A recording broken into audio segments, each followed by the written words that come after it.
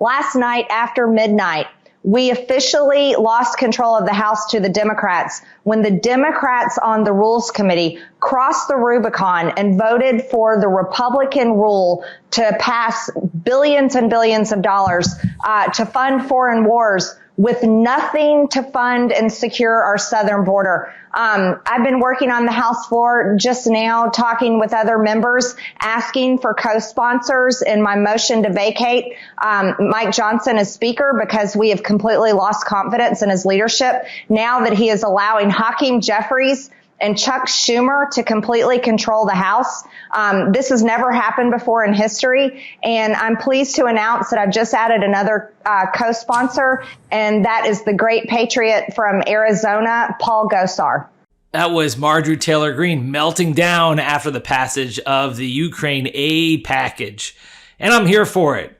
And so is apparently Rupert Murdoch, as the Republican Civil War between the MAGA movement and the former normies continues. Let's discuss. I'm Dave Aronberg, State Attorney for Palm Beach County, aka the Florida Lawman, here on the MeidasTouch Network. Thank you for all your views and likes and comments. Please keep them coming.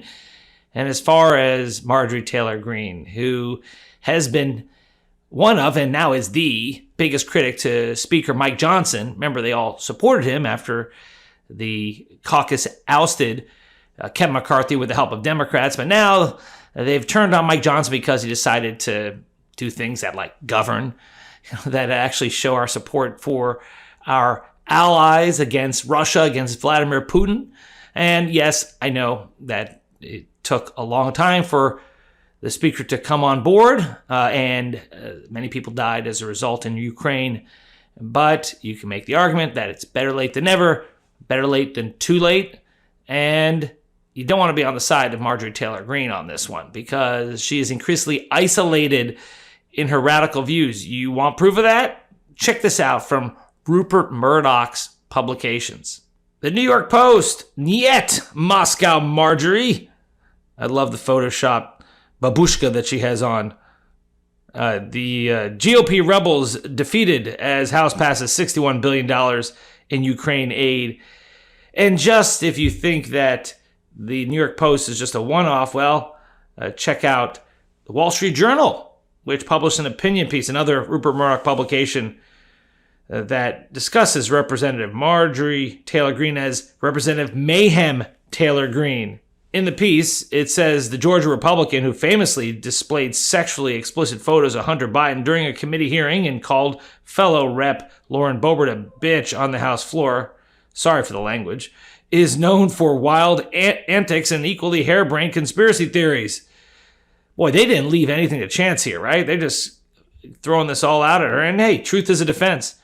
Greene, who was elected by a total of 170,162 voters in 2022 in a district that the Cook Report rates R plus 22, not exactly a competitive district, Marjorie, doesn't like any of it and would rather burn down the House, metaphorically speaking, than work towards the greater good. The greater good, unless she and her fellow discontents in Congress have forgotten, is defeating Joe Biden in November.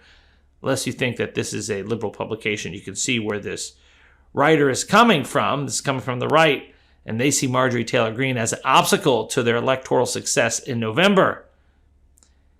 The ouster of the popular McCarthy also torched the public's view of the GOP. In May 2023, registered voters were evenly split between approving and disapproving of the Republican Party. Today, there's a 25-point gap with 61% disapproval and 36% approving. That will not help win elections. No kidding. This is what I mean by this growing civil war. I mean, it doesn't help when your base is starting to have discontent with the party. It doesn't help when your opinion leaders are showing discontent with the party. And like it or not, Marjorie Taylor Greene is a leader of the Republican Party. She's a leader of the MAGA movement. She does not represent an outlier. She represents the base of the party. You want more from Rupert Murdoch? Well, how about Fox News? Yes, Fox News put out on its website a piece entitled, Marjorie Taylor Greene is an idiot. She is trying to wreck the GOP. No lack of subtlety there, huh? Yeah. This is what's going on. So, when you're seeing that, oh, Joe Biden is in trouble in the polls, or, well, the mainstream media likes to focus on Joe Biden's issues with his base over what's going on in Gaza. Well, look at the Republican base. I mean, this is a real issue that I think a lot of people are just glossing over. When you have a leader going out there blasting the speaker, when you have Rupert Murdoch's publications calling one of the opinion leaders of their own party an idiot, that tells you something. And it's not just Rupert Murdoch. Newsmax, which is a competitor to Fox, well, look what they put out.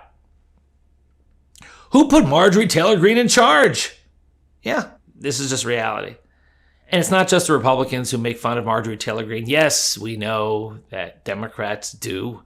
I mean, she has become a laughingstock within Congress and outside of Congress, at least outside of the MAGA bubble. But, don't take it from me. Just check out the reaction when she was sitting in the speaker's chair, which is really an honor to be able to preside over the House, and was calling for decorum. Yes, Marjorie Taylor Greene calling for decorum, the pot calling the kettle black. Check this out. Members are reminded to abide by decorum of the House.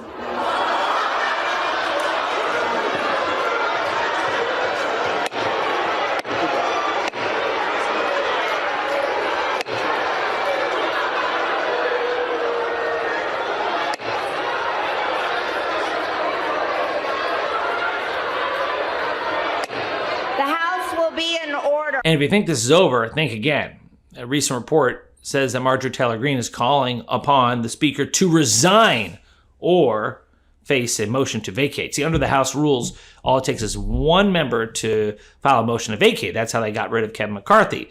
This was a condition that McCarthy gave, a concession that he gave to the radicals in his party on the House floor to buy their votes. He said, I'll let you vote to remove me with any one person filing a motion, thinking that the caucus would not go along. Well, he didn't realize that Matt Gaetz, who was the one who moved, had just a small handful of people on his side, and that's all it took with the Democrats on board to remove him, and he's gone. And now it's going to be the Democrats who are going to have to save Mike Johnson, because if Marjorie Taylor Greene has her small little cabal to remove Johnson, and if the Democrats go along again, yes, then you'll have a new speaker. But because Johnson was able to work with Democrats on an aid package to Ukraine and Israel and Taiwan, then I suspect you're going to see the Democrats save Mike Johnson, at least until November, when the Democrats are expected to regain the House. According to polls, it looks pretty good for Democrats to win back the House. Now, the Senate's another story.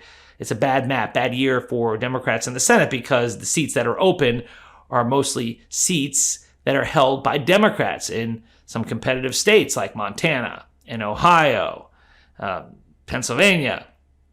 And then they've already lost a seat in West Virginia, the Joe Manchin seat. So there are some challenges in the Senate, but the House is looking pretty good. And it only gets better when you see what's happening with Marjorie Taylor Greene. So as she calls for the motion to vacate and the removal of Mike Johnson, the Democrats are pretty quiet right now, because they don't want to come out publicly and say, yes, we've got the speaker's back, because that would be a death knell for Johnson. The Republicans don't want to see that he's being propped up by Democrats. It's a bad look on the right, so they keep quiet. But if Marjorie Taylor Greene tries to pull this, she's not going to succeed. I mean, even part of the Progressive Caucus, Representative Ro Khanna, said Sunday that he would vote against the motion to remove Johnson from the speakership. Quote, I'm a progressive Democrat, and I think he would have a few progressive Democrats doing that, Khanna said on ABC's This Week. I disagree with Speaker Johnson on many issues, and I've been very critical of him, but he did the right thing here, and he deserves to keep his job till the end of this term. And he added that not everything in politics needs to be transactional. Yeah. You notice, to the end of this term. That means, hey, we're coming for you. We're going to take over the House. But for now, we're going to let you keep your job and not let the Marjorie Taylor Greenes and Matt Gaetzes of the world win. So that's the latest report from Congress. When you hear people saying that Democrats are in disarray, just point to the scoreboard and see what's passing and who's upset. As they say, a hit dog howls. Well, that's what's happening here with Marjorie Taylor Greene melting down. So thanks for watching. I'm Dave Aronberg, aka the Florida Lawman, here on the MeidasTouch Network. If you like this video, please like, and also check out our new channel, True Crime MTN, where we tackle some of the hot true crime cases that don't make it here on the mothership, MeidasTouch Network. Thanks for watching, thanks for commenting, and I'll see you next time. Enough! Send him to the big house, not the White House. Get the new exclusive tees, mugs, and stickers right now at store.meidastouch.com. That's store.meidastouch.com.